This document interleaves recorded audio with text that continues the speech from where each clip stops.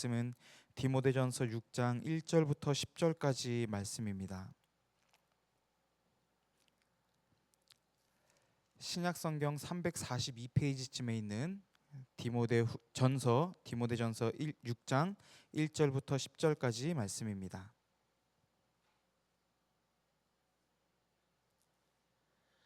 한 절씩 교독하도록 하겠습니다.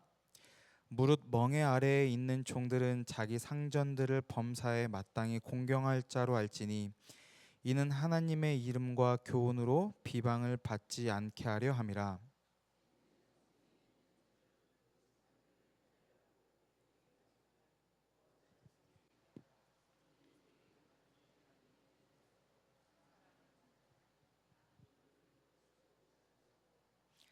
누구든지 다른 교훈을 하며 바른 말 곧 우리 주 예수 그리스도의 말씀과 경건에 관한 교훈을 따르지 아니하면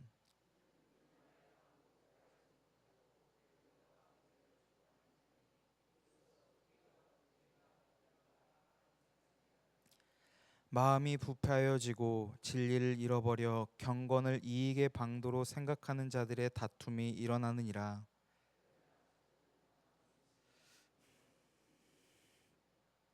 우리가 세상에 아무것도 가지고 온 것이 없음에 또한 아무것도 가지고 가지 못하리니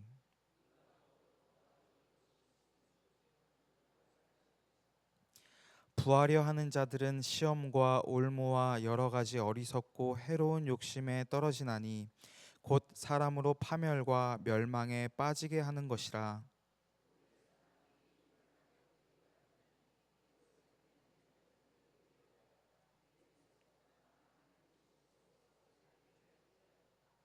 아멘. 이 세상에 살고 있는 어떤 사람도 모태에서 태어날 때 손에 무언가를 가지고 태어난 사람은 한 사람도 없을 것입니다. 이는 지금껏 그랬고 또한 앞으로도 그럴 것입니다. 그리고 수많은 부를 쌓은 사람이든 그렇지 않은 사람이든 죽을 때 동전 하나도 가지고 갈 수 없을 것입니다. 모든 사람들이 빈손으로 왔다가 빈손으로 갈 뿐입니다. 이 사실을 모르는 사람은 아마 없을 것입니다. 그럼에도 불구하고 대부분의 사람들은 왜 그토록 돈에 대해 부에 대해 집착하며 살아가는 것일까요? 그 이유는 아마도 우리가 살고 있는 이 세상이 물질 만능주의라고 불리우는 세상이 되어버렸기 때문은 아닐까 생각해 보게 됩니다. 물질 만능주의라는 것은 말 그대로 돈이 있으면 모든 것을 할 수 있다라는 사상입니다. 그래서 돈을 가장 소중한 가치로 여기고 지나치게 돈에 집착하는 사고방식이나 태도가 바로 물질 만능주의 속에서 살아가는 삶에 대한 사람들의 방식일 것입니다. 이 세상은 돈으로 모든 것을 할 수 있다고 말하지만 성경은 오히려 돈에 대해서 부에 대해서 경각심을 가져야 함을 끊임없이 반복해서 말씀하고 있습니다. 예수님을 찾아왔던 어느 청년이 있었습니다. 그 청년은 어렸을 때부터 모든 율법을 지키고 살아왔지만 어떻게 해야 영생을 얻을 수 있는지 이것을 알기 위해 예수님께 찾아와서 질문을 하였습니다. 그 질문을 들은 예수님께서는 모든 것을 팔아서 가난한 자들에게 나누어 주고 나를 따르라고 말씀하셨습니다. 그러나 예수님의 이 대답을 들은 청년은 근심하며 떠났다는 것을 우리는 잘 알고 있습니다. 오늘 읽은 디모데전서 6장 9절과 10절 말씀에서 바울은 이렇게 말하고 있습니다. 부하려 하는 자들은 시험과 올무와 여러 가지 어리석고 해로운 욕심에 떨어지나니 곧 사람으로 파멸과 멸망에 빠지게 하는 것이라. 돈을 사랑함이 일만 악의 뿌리가 되나니 이것을 탐내는 자들은 미혹을 받아 믿음에서 떠나 많은 근심으로써 자기를 찔렀도다. 아멘. 예수님의 말씀을 듣고 나서 근심하여 떠난 청년의 모습과 너무나도 일치된 모습이 아닐까 생각해 보게 됩니다. 많은 부를 축적했는데도 불구하고 오히려 이것이 자기 자신을 걱정하게 되고 근심거리가 되게 되었다라는 것입니다. 어째서 이런 일이 생기게 된 것일까요? 이 세상이 우리에게 가르치는 물질 만능주의의 교훈은 돈이 있으면 모든 것이 할 수 있다라는 가르침이면서 동시에 돈이 없으면 아무것도 할 수 없다라는 말이 되기도 하기 때문일 것입니다. 그러나 이건 역시 하나님의 말씀과 맞지 않다는 것을 우리는 잘 알고 있습니다. 사도행전에 기록되었던 초대교회의 모습은 어떠했습니까? 초대교회가 크게 부흥했었던 이유는 그들에게 많은 은과 금으로 또 화려한 성전의 장식으로 사람들이 그곳에 모였던 것이 아니라는 것을 우리는 잘 알고 있습니다. 오히려 은과 금은 없었지만 예수 그리스도의 이름이 그들에게 있었고 예수님을 믿는 믿음으로 나타난 놀라운 하나님의 역사하심이 그들 가운데 있었습니다. 그들에게는 은과 금은 없었지만 은으로도 금으로도 할 수 없는 놀라운 일들이 그들 가운데 나타났던 것입니다.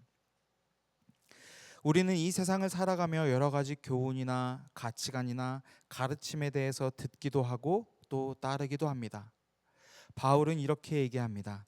3절 말씀을 우리 함께 읽어보도록 하겠습니다. 누구든지 다른 교훈을 하며 바른 말, 곧 우리 주 예수 그리스도의 말씀과 경건에 관한 교훈을 따르지 아니하면 아멘. 그리고 나서 4절부터 이어서 그 예수 그리스도의 교훈을 말씀을 따르지 아니하는 사람들의 모습에 대해서 쭉 설명을 하고 있는데요. 이 설명과 다른 올바른 삶을 살기 위해서는 이 3절 말씀에 기록되어 있는 것처럼 우리 주 예수 그리스도의 말씀과 경건에 관한 교훈을 우리는 잘 따르는 삶을 살아가야 할 것입니다. 우리는 이 세상에서 우리에게 요구하고 주입하고 있는 다른 교훈에 주의하며 살아가야 합니다. 세속적인 세상을 살아가며 우리는 항상 깨어있는 삶을 살아야 할 것입니다. 그리고 우리 주 예수 그리스도의 말씀으로 우리는 항상 무장되어 있어야 합니다. 그것만이 우리가 마음을 지키고 믿음을 지켜낼 수 있는 유일한 길이 될 것입니다. 하나님께서 기뻐하시는 진정한 경건의 길을 가려는 사람들은 세상의 것을 향한 욕심과 욕망을 버리고 자족하는 마음을 가져야 합니다. 6절 말씀도 우리 함께 읽어보도록 하겠습니다. 그러나 자족하는 마음이 있으면 경건은 큰 이익이 되느니라. 아멘. 하나님을 바르게 섬기는 것이 우리의 삶의 가장 큰 목적이 되어야 합니다. 그 외의 것에 지나치게 마음을 쏟으며 살아간다면 우리는 경건의 길을 벗어날 가능성이 높습니다. 그렇기에 우리에게 자족하는 마음이 있어야 합니다. 하나님을 바르게 섬기며 하나님의 뜻을 이루기 위해서 부나 명예나 이런 것들이 필요한 것이 아니라 하나님의 말씀이 우리에게 필요합니다. 그렇기 때문에 우리는 하나님의 뜻을 이루기 위해 하나님의 뜻을 이루는 것이 우리의 삶에 있어서 가장 큰 목적이 될 때에 지나치게 잘못된 돈에 대한 집착이 아니라 하나님의 말씀을 가까이 하고 하나님의 말씀에 귀를 기울이는 삶을 살아갈 수 있게 될 것입니다. 사순절 기간을 보내며 이렇게 살아가셨던 예수님을 더욱더 깊이 바라보실 수 있기를 바랍니다. 예수님은 머리 둘 곳도 없으셨고 집도 없으셨습니다. 그럼에도 불구하고 하나님의 모든 뜻을 온전히 이루시는 삶을 살아가셨습니다. 예수님을 더욱 깊이 묵상하시며 오늘 하루도 하나님의 뜻을 이루기 위해 힘쓰며 살아가는 우리 모두의 삶이 될 수 있기를 간절히 소망합니다. 기도하겠습니다. 사랑의 하나님 아버지, 감사합니다. 이 세상은 돈으로 모든 것을 할 수 있다, 돈이 없으면 아무것도 할 수 없다 말하지만 주님께서 우리에게 주신 이 말씀을 통하여 우리가 이 세상의 잘못된 가르침에 거짓된 메시지 속에서도 저항할 수 있게 하시고 올바른 삶의 목적과 방향을 깨닫게 해 주시니 감사합니다.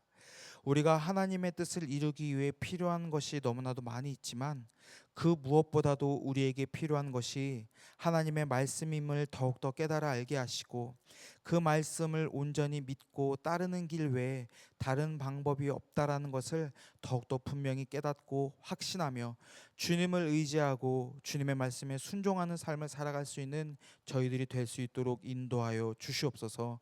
오늘 하루도 함께 하실 주님을 기대하며 살아계신 예수님의 이름으로 기도드립니다. 아멘.